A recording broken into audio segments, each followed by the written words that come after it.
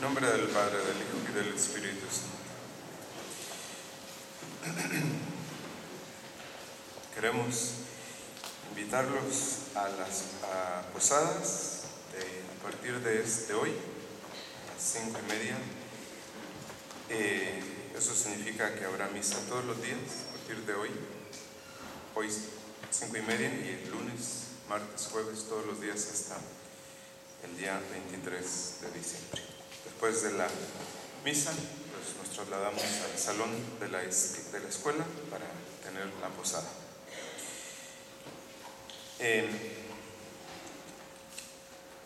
Este domingo, tercero de Adviento y el tercero también de Cuaresma, se permite tener flores en el altar, como ustedes podrán ver, y el sacerdote se viste de color azul o rosa, que es una disminución del color morado. Y la liturgia, si ustedes recuerdan, los primeros 2 domingos de Adviento, la liturgia hablaba de la segunda venida de nuestro Señor. Y hoy dice: el Señor está cerca. Entonces, por eso San Pablo dice: estén alegres siempre en el Señor. Y San Pablo mismo nos da la razón fundamental de esta alegría, y que es la cercanía de Dios. Y San Pablo nos da también la clave para entender el origen de nuestras tristezas.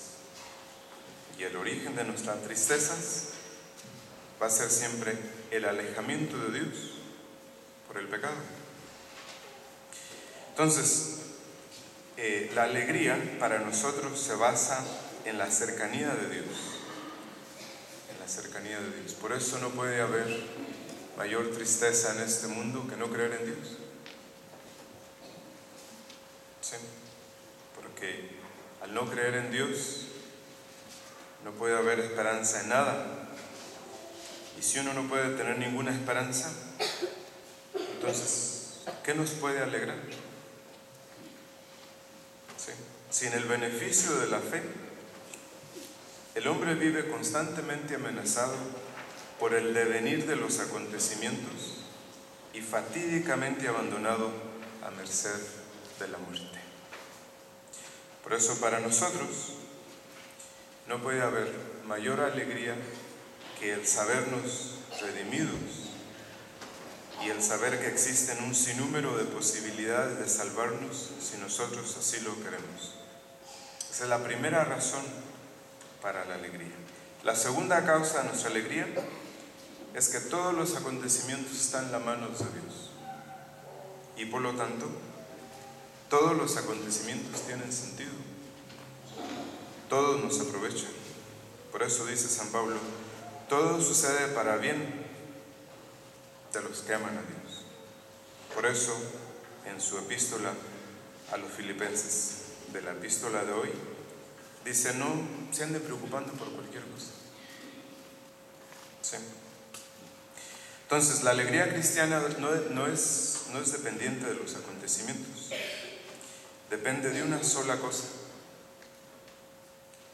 de saber que caminamos de la mano de Dios, que Dios lo gobierna todo y que nosotros no queremos tener nada que ver con el pecado. En eso se basa la alegría cristiana. En otras palabras, Dios mismo es la alegría. Y si Dios está cerca de nosotros, ¿qué más podemos pedir? Dios es la alegría, y al perderlo a Él por el pecado, perdemos la paz, perdemos la alegría. Entonces, para nosotros, la alegría en Dios presupone la paz de la conciencia, nacida de la resolución de ordenar la vida de acuerdo con Dios. Si tenemos eso, lo tenemos todo. Entonces, con esto entendemos que la alegría es de naturaleza espiritual. No tiene que ver nada con el placer físico o con la diversión. La alegría es de naturaleza espiritual el placer es de naturaleza sensorial, física. La alegría nace de una estimación de la razón y el placer nace de una simple sensación física. ¿Sí? Entonces, cuando alguien nos hace un regalo, un obsequio, la retribución que espera de nosotros consiste no tanto en nuestro agradecimiento, sino en nuestra alegría. Y es esta la que hace sentirse realmente pagado. Y exactamente sucede lo mismo en nuestras relaciones con Dios. Y por eso hemos de alegrarnos de todo lo que Él nos da, porque el que nos ama, que es Dios, ama también nuestra alegría. Entonces, ¿cuándo se alegra uno en realidad? Cuando uno encuentra lo que busca y cuando uno posee lo que busca. Y si recuerdan esta parábola de la dracma perdida, ¿verdad? Dice nuestro Señor en el Evangelio: hay más alegría en el cielo por un solo pecador que se convierte que por 99 justos que no necesitan convertirse. Y sucede lo que dice aquella mujer que perdió una moneda. La pierde, la busca, la encuentra, y cuando la encuentra dice: alégrense conmigo porque he encontrado lo que habían perdido. Entonces, toda alegría verdadera presupone el amor y procede del amor. Sí, esto para nosotros puede resultar muy difícil de entender, porque la mayoría de las alegrías que nosotros experimentamos depende de lo que es meramente físico o sensorial. ¿Sí? Entonces, la primera condición para alegría es el amor. Sin amor no hay alegría. Y después del amor, la posesión. Amar a Dios en esta vida y poseerlo en la otra es para nosotros la mayor alegría. Entonces, si el ser humano no puede esperar esto, entonces, ¿qué puede esperar? ¿Sí? Entonces, si queremos vernos libres de la tristeza, hay que guardarnos de amar lo que nunca podremos obtener o de amar lo que podemos perder en cualquier momento. Si estas dos cosas que acabo de decir ustedes las entendieran, las vivieran, eso sería toda su vida. No hay que gastar el tiempo en lo que no podemos poseer nunca. No gastar el tiempo en lo que podemos perder en cualquier momento, que son las cosas, el dinero, el placer, ¿sí? Los bienes materiales. Entonces, ¿qué es lo único que podemos amar? A Dios, que lo podemos poseer y que nunca lo perderemos. ¿Sí? Por eso, para nosotros, la alegría es amar a Dios, tener a Dios en el alma por la gracia y tener el deseo de llegar a poseerlo algún día. Cuando Dios, entonces, en su primer mandamiento, dice: amarás al Señor tu Dios, primero y sobre todo, lo único que está haciendo es una seria invitación a la alegría verdadera. Si ustedes se preguntan, ¿por qué nos pide Dios los mandamientos? ¿Por qué nos exige que cumplamos los mandamientos? Porque Él quiere que estemos alegres. ¿Sí? ¿Cuántas veces no le toca a uno escuchar de que cumplir los mandamientos es una cosa difícil de vivir? Bueno, todo depende de lo que ustedes quieran. Si ustedes quieren ser felices y alegres, lo único que tienen que hacer es cumplir los mandamientos. ¿Sí? Entonces, sin la alegría del cumplimiento del primer mandamiento, no podemos cumplir ninguno de los demás. Por eso dice San Juan: el que permanece en la caridad, permanece en Dios y Dios en él. Así se comprende aquella frase de Claudel que dice: hay que enseñarles a los hombres que su única obligación en el mundo es la alegría. Sí. Cristiano no tiene otra obligación en el mundo que la alegría, porque su única obligación en el mundo es amar a Dios. Como seres humanos, a un nivel humano, tenemos todas las razones para estar tristes. La condición natural humana es una trágica condición. Los pueblos sin Dios son pueblos radicalmente tristes, pero como cristianos tenemos todas las razones para estar alegres si estamos en gracia de Dios, si amamos a Dios y a los demás por amor a Dios. La gracia es todo para nosotros. Un cristiano sin gracia deja de existir. ¿Sí?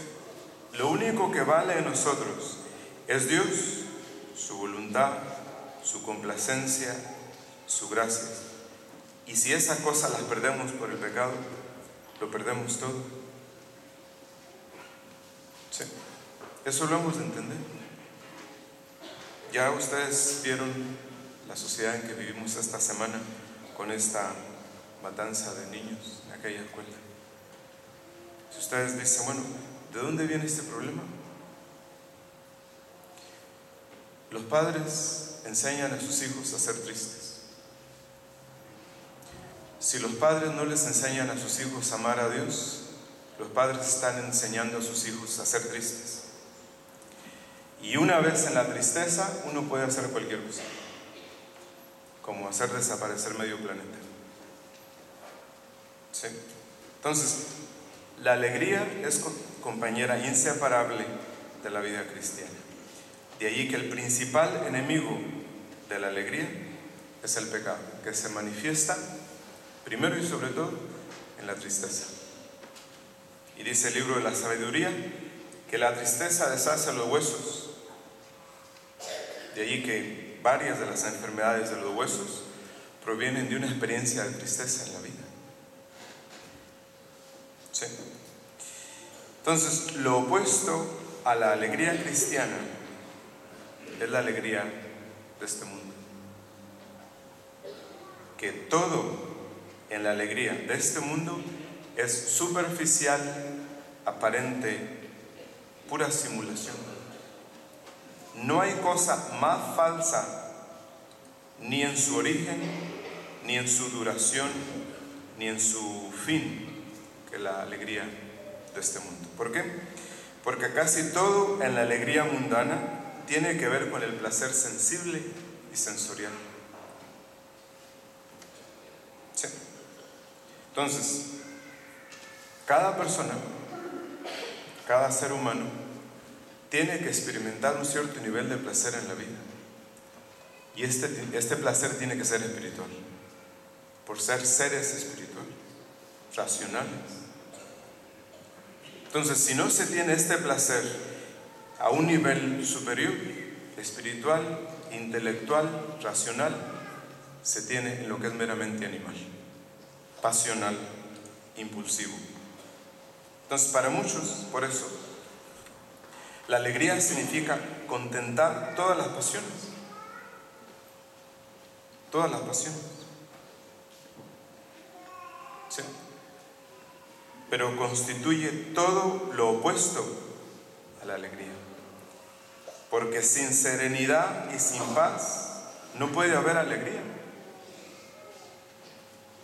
Los gustos son inseparables de 1000 pesadumbres y remordimientos.